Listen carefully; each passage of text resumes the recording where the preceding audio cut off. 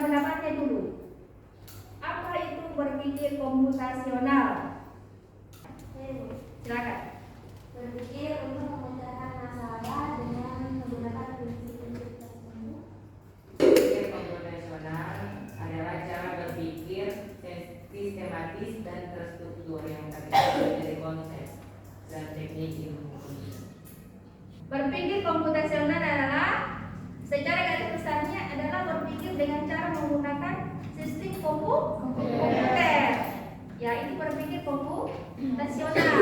Pun tujuan pembelajarannya yang pertama, memahami. Siswa dapat memahami cara berpikir komputasional. Jadi ada 4 langkah dalam berpikir komputasional seperti dijelaskan. Yang pertama, dekomposisi. Yang kedua, abstraksi. Ketiga, pengenalan pola dan algoritma. Yang kedua, menganalisis. Siswa dapat mengidentifikasi permasalahan kompleks dari situasi sehari-hari. Yang ketiga, mengaplikasikan. Siswa dapat menerapkan cara berpikir komputasional untuk merancang solusi dari permasalahan kompleks tersebut. Yang keempat, merefleksikan. Siswa dapat bekerja sama dalam kelompok untuk memecahkan masalah kompleks melalui literasi digital dengan memanfaatkan teknologi sederhana. Ya, inilah apa itu berpikir komputasional. Yang pertama, definisinya adalah proses berpikir yang membantu kita memecahkan masalah secara sistematis dan logis dengan inspirasi dari kerja komputer. Ya, seperti pendapat dari teman dua tadi sudah mendekati definisi yang sebenarnya. Yang kedua, penggunaannya.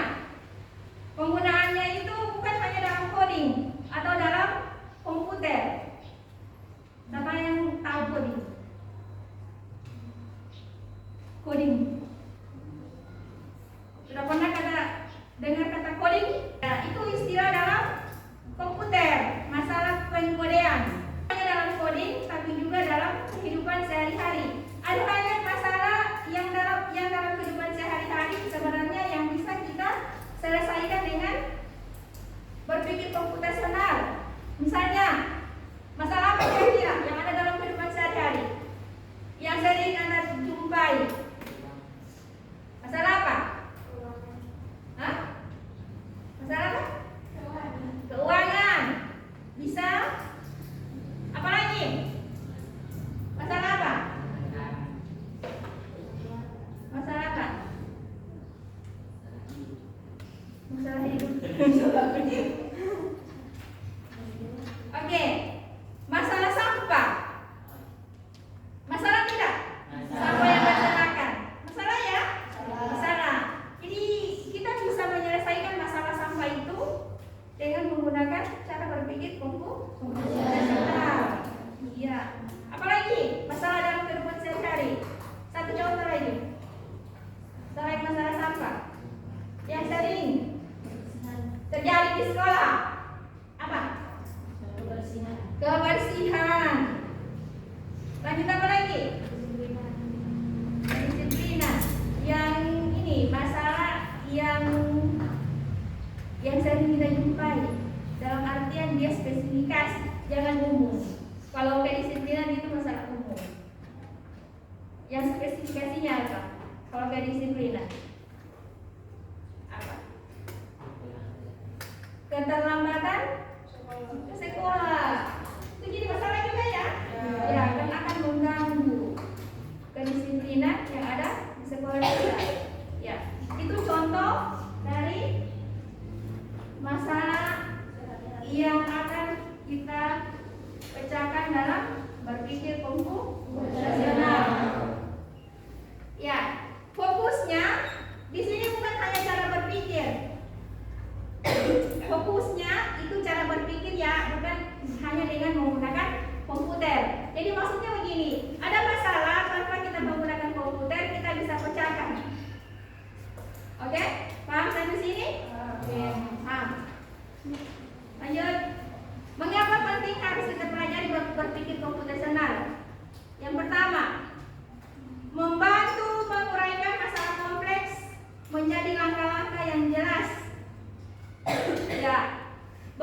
komputasional itu adalah ada masalah besar untuk diselesaikan.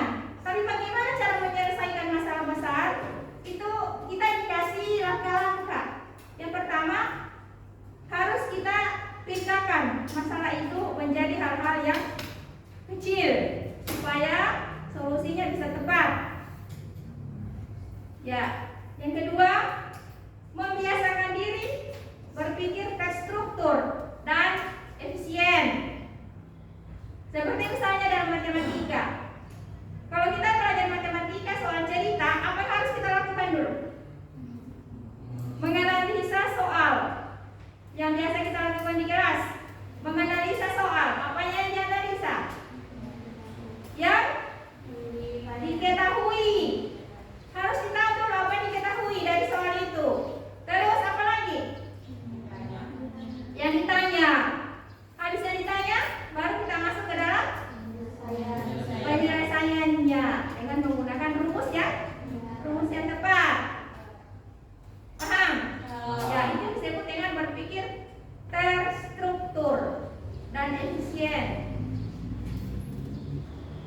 Lanjut, dapat diterapkan dalam semua bidang teknologi, bisnis, pendidikan, sains dan lain.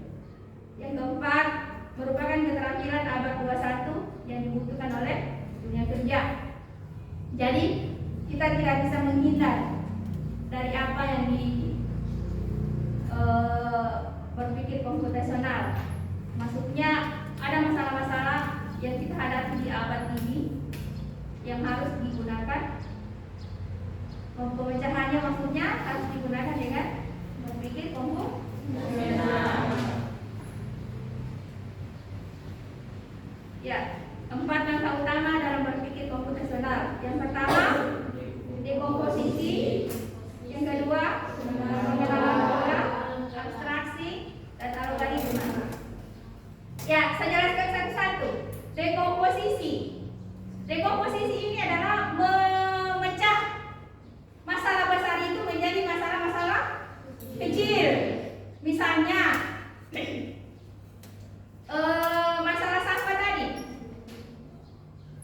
Masalah sampah. Kira-kira masalah-masalah apa? Masalah-masalah kecil apa yang dapat kita ambil dari masalah sampah? Apa? Yang pertama, apa? Supaya sampah itu tidak berantakan. Ya. Yang pertama harus disediakan tempat pembuangan sampah. Ya, itu yang pertama. Yang kedua, apa? Setelah disediakan tempatnya, ya, harus sampah itu dibuang pada tempatnya. Terus, setelah dibuang pada tempatnya, apa yang terjadi? Ya, hasilnya adalah lingkungan yang bersih. Ya, paham ya? Jadi dari masalah kompleks masalah sampah kita pecah jadi beberapa masalah kecil. Yang pertama, apa tadi saya bilang? Sediakan tempat sampah. Sediakan tempat sampahnya. Oke, dan selanjutnya. Begitu ya. Itu dekomposisi. Sekarang pengenalan pola. Kira-kira pola apa yang akan kita dapat dari masalah sampah tadi? Polanya, maksudnya pola di sini berarti itu harus menjadi hal utama. Apanya? Menjadi hal utama.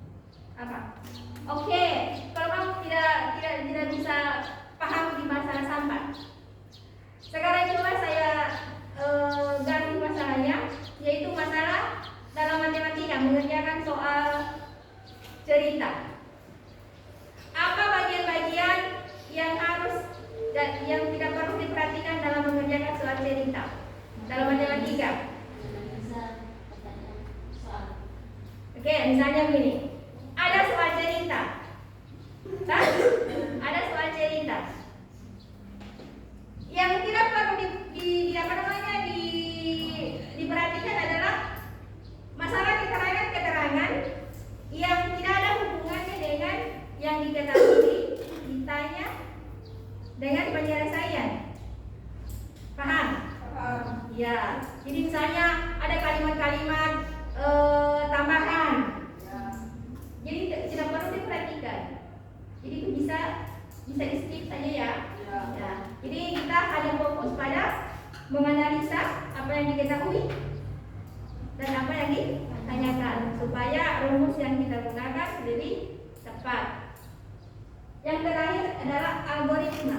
Algoritma itu apa? Serangkaian langkah-langkah sistematis dan terurut yang dirancang untuk menyelesaikan suatu masalah yang mencapai tujuan tertentu. Ya, itu algoritma. Adalah langkah-langkah yang harus kita ikuti dalam penyelesaian masalah tersebut.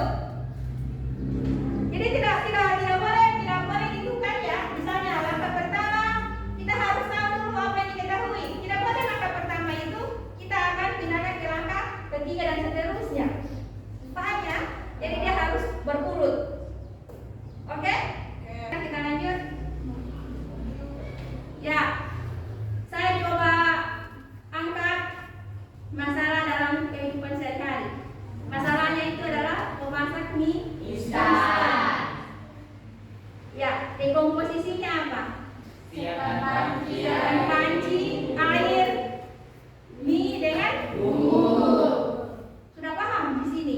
Apa itu dekomposisi setelah kita lihat dari contohnya? Paham? Ya. Hah? Sudah? Ya. Polanya apa polanya? Rebus, kemudian tiriskan, kemudian bumbui. Siapa yang belum pernah melakukan mie instan? Saya rasa sudah pernah saya lakukan ya. Oke. Ya, abstraksinya. Tidak perlu memikirkan merek mie. Ya, cukup langkah umumnya saja. Karena semua mie pada dasarnya sama-sama pekerjaannya dalam membuat mie instan atau masak mie instan. Paham ya? Paham. Algoritmanya ini disebut dengan algoritma. Rebus air, masukkan mie, tiriskan, campur, sajikan. Paham? Paham ya? Oke.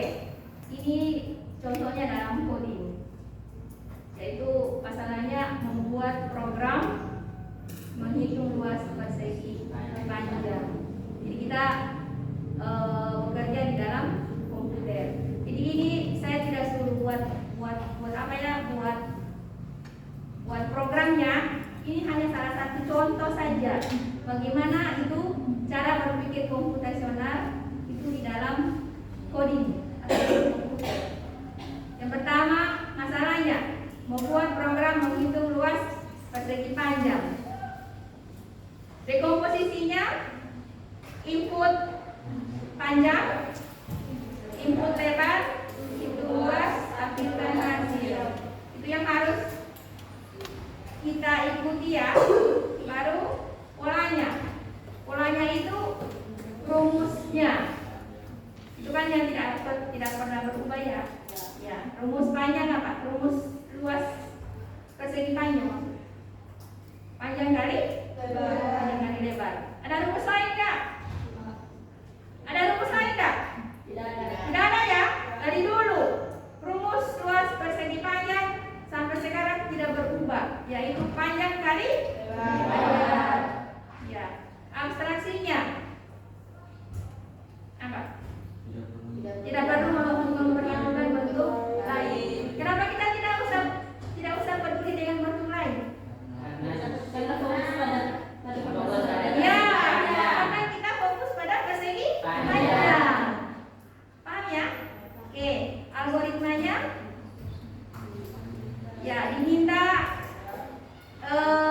ini panjang, misalnya panjang meja berapa, ya, baru lebarnya berapa, diklik hitung luas, langsung ada hasilnya. Jadi tinggal klik saja hasil, langsung keluar. Paham ya? Ya, itu dalam coding.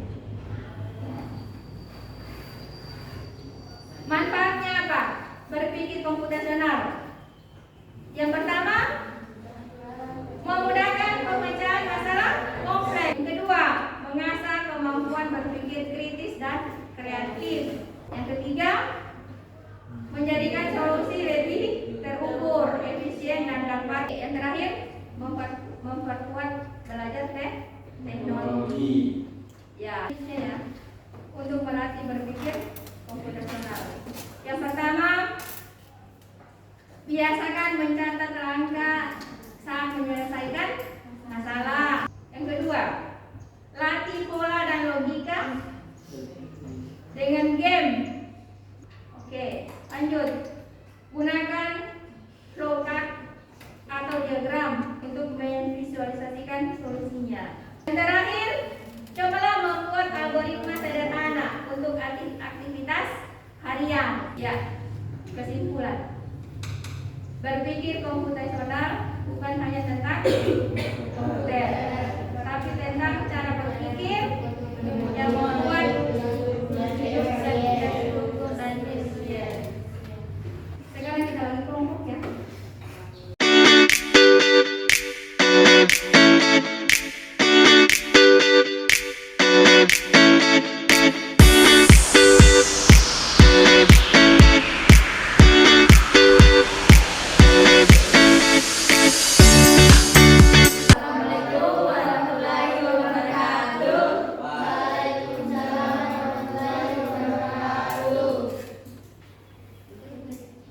Kami dari kelompok 1 ingin mempresentasikan hasil diskusi kami. Nomor 1, berikan pendapat tentang apa itu masalah dan bagaimana cara menyelesaikan masalah besar atau kompleks.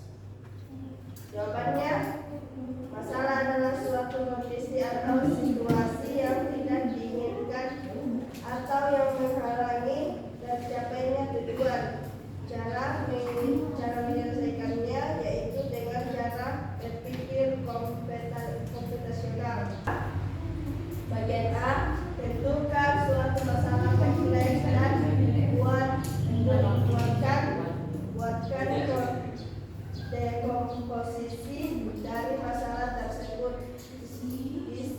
Diskusikan bersama kelompokmu. Siapkan sunlight, baskom, air, spons. Cara mencuci piring melibatkan gosok, bilas, tiriskan.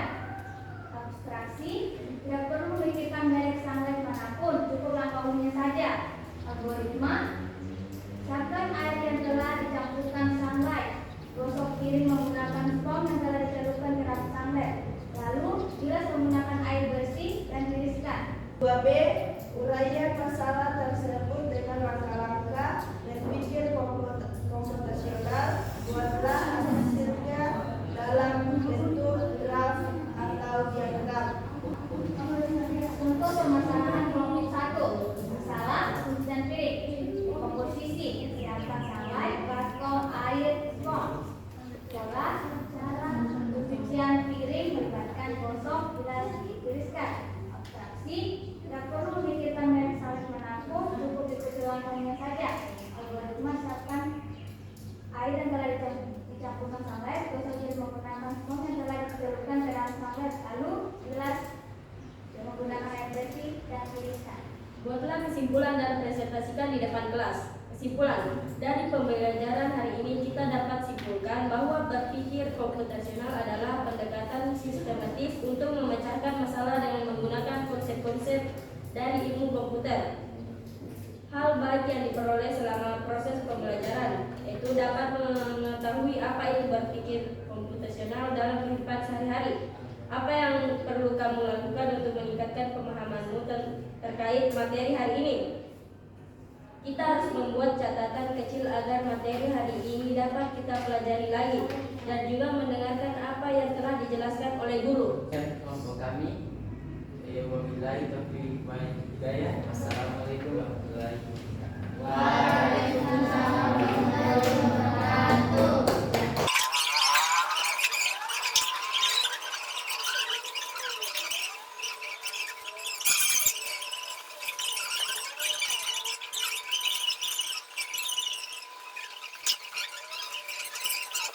Ya, dengan berakhirnya presentasi dari keempat kelompok, yang terdapat kelompok 3, berarti materi hari ini saya cukup sampai di sini. Nanti kita lanjut pada materi selanjutnya.